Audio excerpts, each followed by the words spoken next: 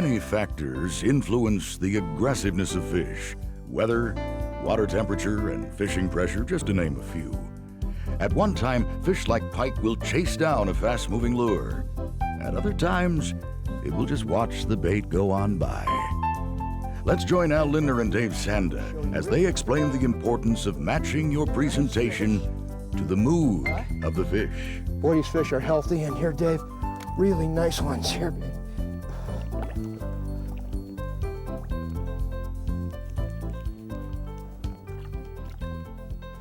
You know, one of the tricks to consistently triggering fish to bite is an understanding of what triggers are. Some of the things that fish respond to are naturally size of the bait you're throwing. Action.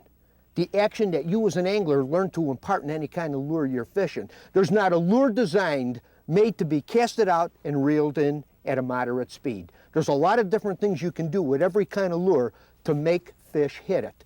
Color, in a lot of cases, is a triggering factor. Wobble, flash, all of these things are considerations, but day in and day out, nothing, and I mean nothing, is more important than speed control. And in a given day, speed can change from morning to afternoon to evening.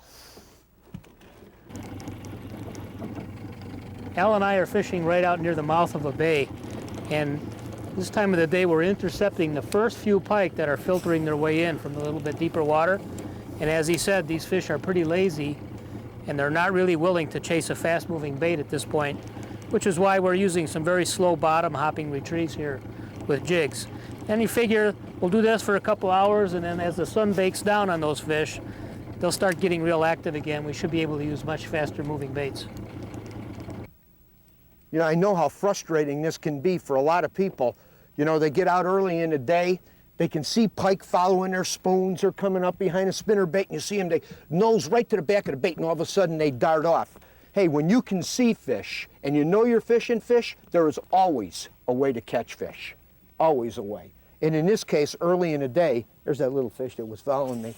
Early in the day, when those fish are in that mode, these pike, the point is subtle, slow, quiet entry, very slow moving, very slow falling bait. Oh, huge.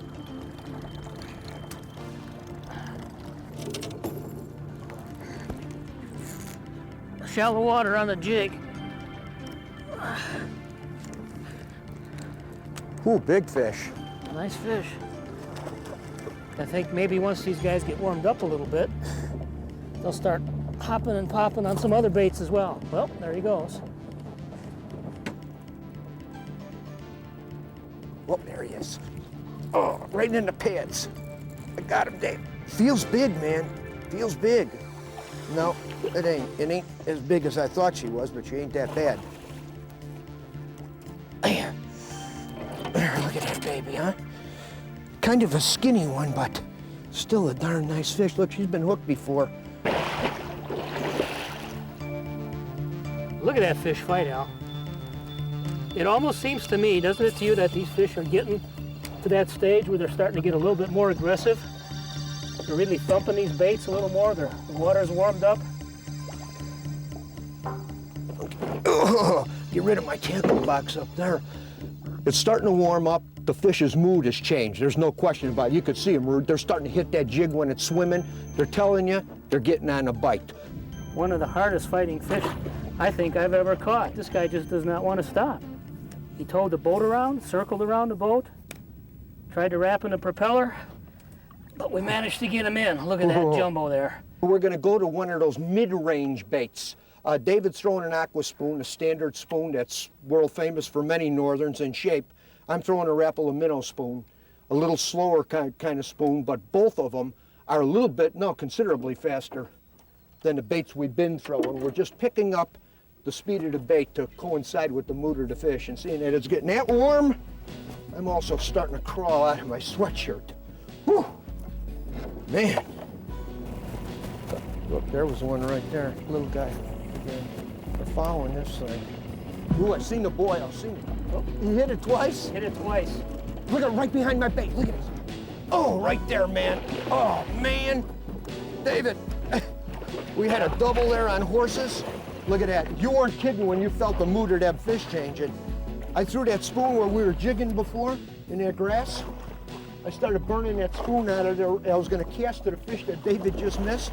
All of a sudden, after I accelerated that speed, I picked up speed.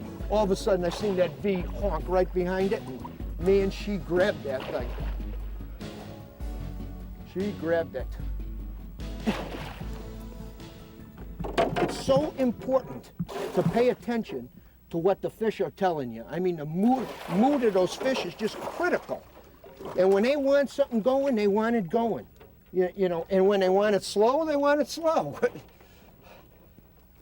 I mean, it's like 3 casts with the minnow spoon, and we're on them again. Boy, are these healthy, beautiful, beautiful fish. Adapting to the mood. Here, baby, go ahead.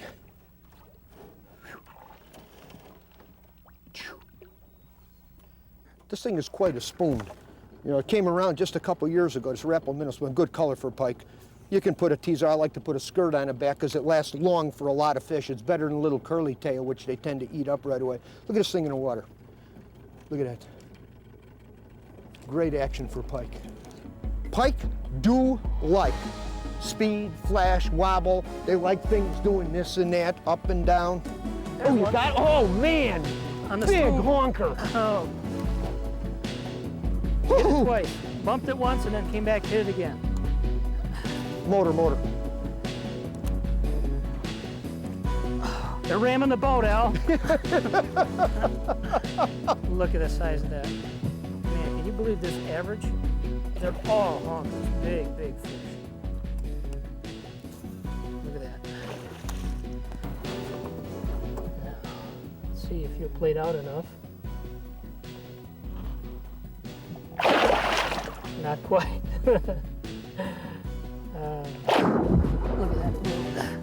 That is one heck of a big pike.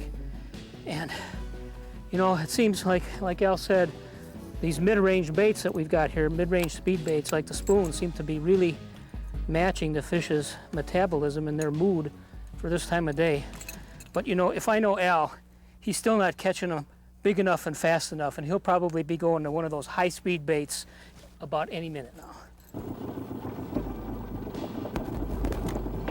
Whoa! Holy moly. That's a honker. That's a honker. See how fast that fish moved? Oh, man. Look at her. Oh, man. You talk about power. Oh, that's the biggest snake I've had in a long time. Holy smokes. Holy smoke. You know the real interesting thing right now? If you were throwing these spoons this morning, you'd have these fish following. You know, they're lollygagging behind the bait, they follow the bait. Not now. They picked up their metabolism, they picked up their speed. Wow! Wow! Oh, she's got the air. She ate the skirt, she took the skirt right off. What an incredible fish. What an incredible pike. Man, oh man, this is a trip and a half. I mean, you talk about big fish. Whew!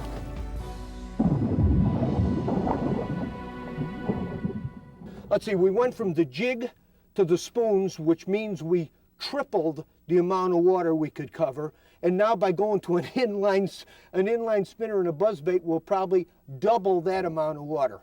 When you start to learn to think that way, it starts to skyrocket the amount of fish you catch. Pike heaven. Yours is on a buzzbait, huh? Yeah. I want to get up on top of those rocks with it. Oh, look at this one now. Incredible. Another one of those brutes.